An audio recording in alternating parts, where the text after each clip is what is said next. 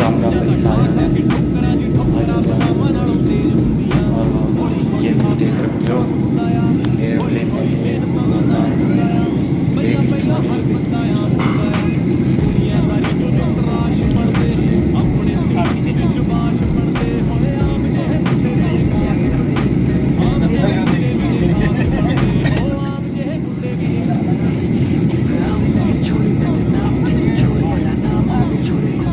आपने मेरी पिछली वीडियो भी देखी होगी डिज़र्ट सफारी, उसमें जब वो मैं हुआ था थोड़ा सा नुकसान वैसे और यहाँ पर इतना कुछ भी नहीं था।